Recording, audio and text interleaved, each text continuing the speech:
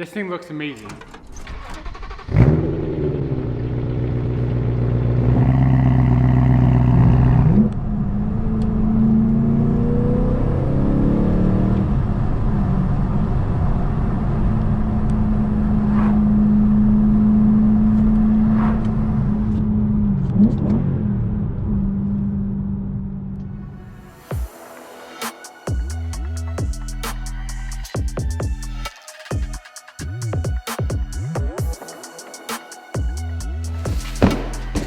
Good morning guys, welcome back to the channel.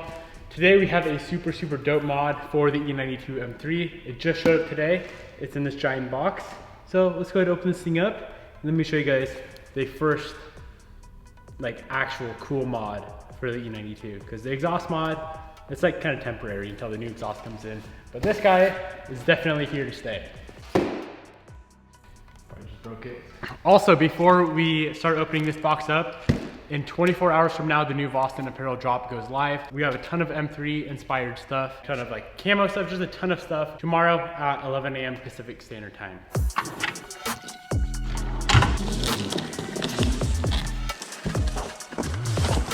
Hello, Jared. Are you gonna break this lip? Yeah, don't let me touch it. I'll let you guys know right now, this is some carbon fiber goodness. Dude, it already feels beefy. She built right here. You can kind of, you know, get a rough idea of what she is, judging by the shape of it.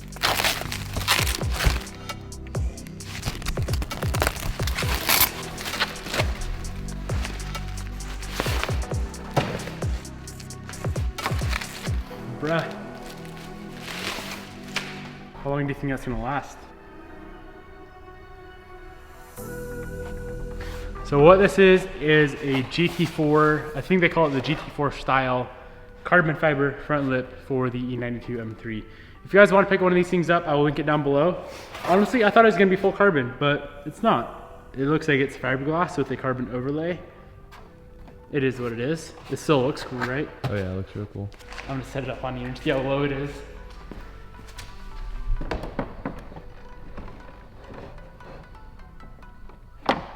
Dude, this car is gonna look so damn good. That's gonna be really low. We have so much carbon fiber in for this car. Pretty much every part that we ordered in for this thing is carbon fiber. But what we're gonna be doing today is installing this front lip. Let's get the front end up in the air and let me show you guys how to get this thing installed. It looks like they did include some hardware. They got some bolts here, so that's what we're gonna be using.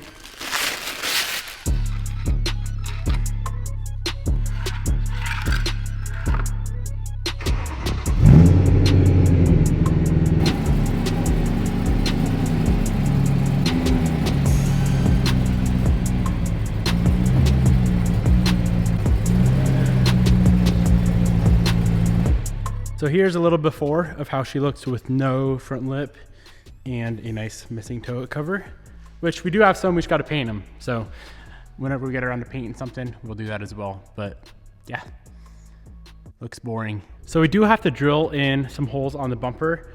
I think it's easier just to take the bumper off because they're gonna go straight down, not up. So we have to get to the backside to drill down and kind of situate all that.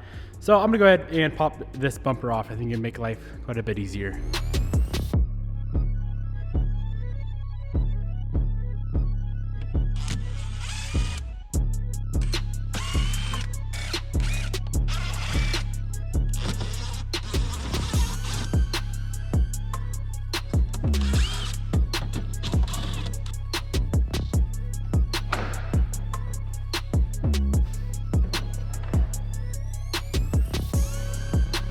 Got the bumper removed. You do have to kind of pull back the fender liners a little bit.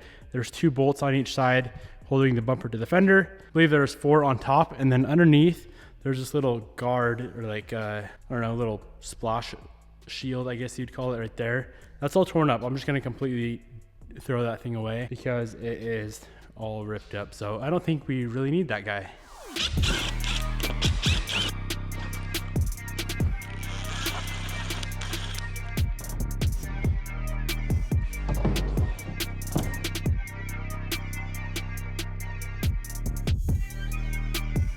All right, so we have the bumper sitting on the lip. Some of these holes are gonna be pretty hard to drill, I think. There are 2 holes already in the bumper, that line up perfectly. Those ones right on the end right here. All the other holes though are gonna kind of sit in there. So those ones may be a little bit more tricky to get not only measured up, but drilled as well.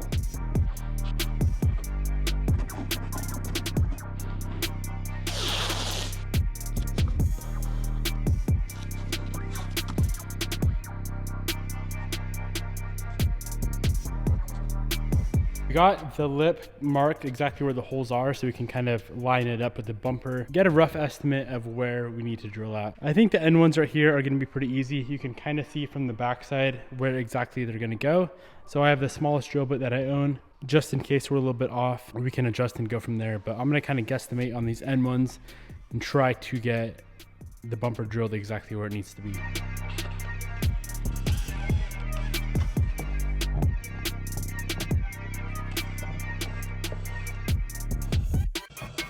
That first hole I drilled, the super small one, is perfectly in line with the hole in the lip. I'm not really sure how we got it that perfect the first try around. Let's go ahead and bang out that side, and then we need to figure out what we're gonna do for the center.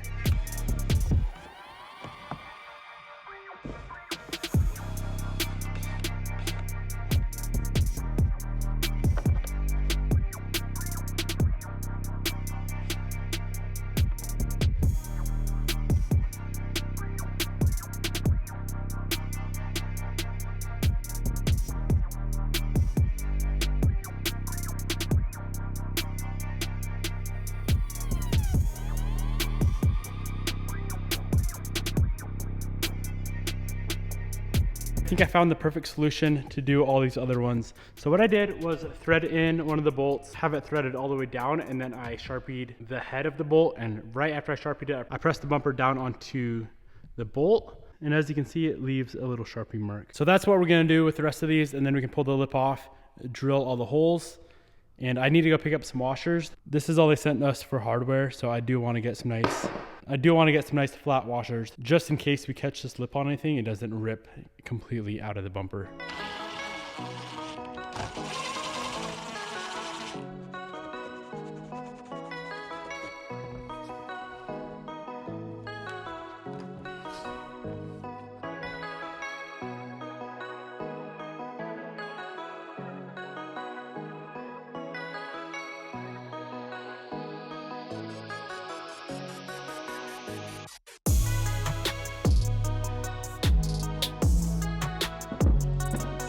All right, I know this thing is insanely scratched up, not from me, from the previous owner, but you can see all the little black marks where we are gonna drill the holes. So let's go ahead and get this thing drilled out. That was probably the most difficult task that I saw with this bumper installation. Now that we got a good system down to get it marked, from here it should be a breeze.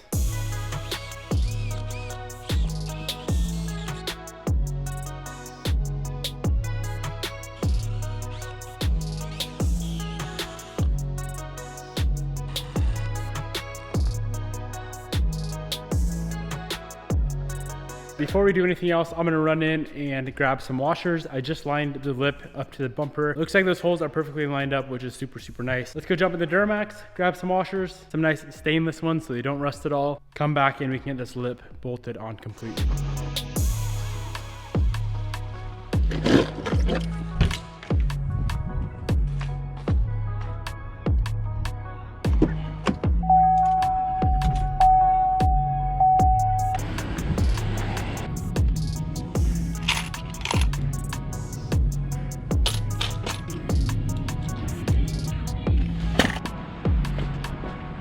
All right, so this is what we picked up, some big old fender washers.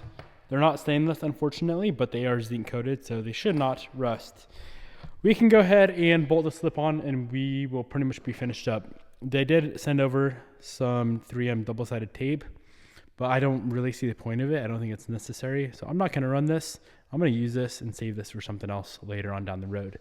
All these outer ones are gonna be super easy. I already know those ones that you can't even see because they're so hidden way up in there. A little bit more difficult, probably have to pop that guy off, that little lower grill off to get those in. But yeah, let's do it. Let's get it on the car. Let's see how she looks.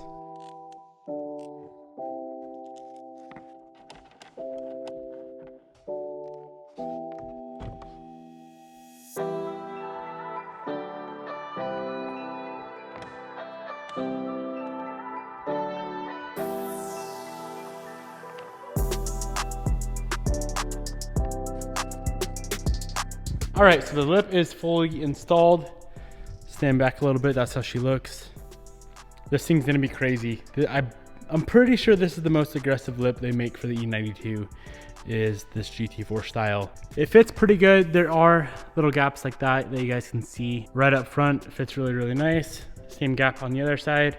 But overall, for the price of like $400 or $500, I think it's pretty decent. Being a front lip, I'm pretty sure it's gonna get scratched and cracked eventually. Now, before we go ahead and put this grill back on, I do want to trim coat this. It is pretty faded, black plastic, so I'm gonna degrease it, pressure wash it, get it nice and clean, get it dry. It's gotta be 100% dry when you're using the trim coat, as long as I have some. Yeah, it looks like I got some right here. So let's get it cleaned up, get it trim coated. With the trim coat, it's gonna look a lot more glossy. You know, kind of match that carbon fiber quite a bit better.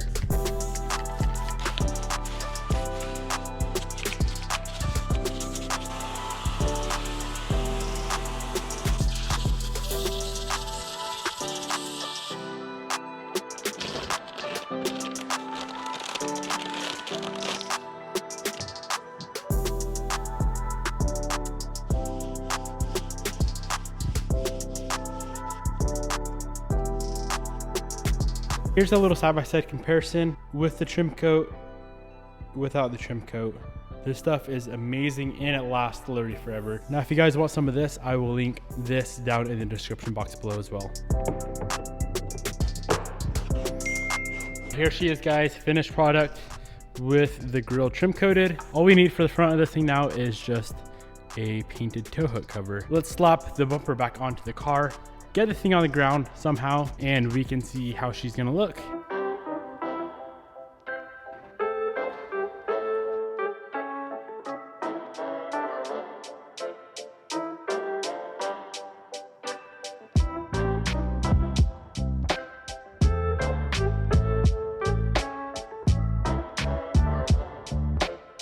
So we just got the bumper on. This thing looks amazing. It's low. It's pretty freaking low, but I think it looks sick.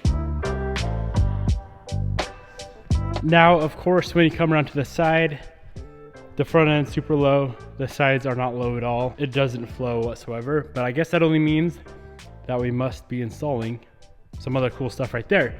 But let me know down in the comment section below what you guys think of the new carbon GT4 lip. I think it really, really changed the whole look of this front end. Looks insane. I'm not gonna wrap this video up right here yet. I do wanna show you guys this thing outside in the daylight. Tomorrow it's already dark, so I'll pick the camera back up bright and early tomorrow. I'm gonna drive this thing home tonight. Remember, with that trim coat, I don't think I mentioned earlier, you have to wait at least 1 hour before you get any water or rain or anything wet on it. So just keep that in mind if you are gonna use the Cerakote trim coat.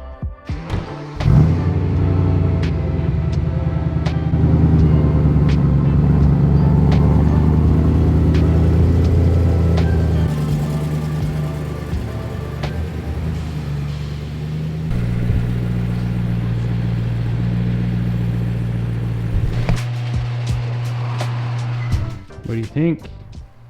That looks so good. Can you appreciate it? Mm-hmm. We'll start for the voice, please.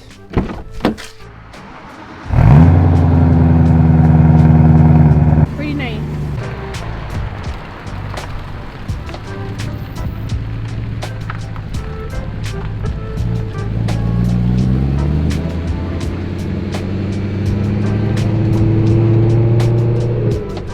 She's looking pretty good. Did it almost scrape? Almost. All right, guys, here's how she looks in the daylight. Damn, she looks good. Do you give it the Bob stamp of approval? Oh yeah. Oh yeah. Well worth the money? Well worth the money. Now you really got to do skirts and a diffuser. It's coming. Okay. Maybe you could pay for them? Mm-hmm. Thanks.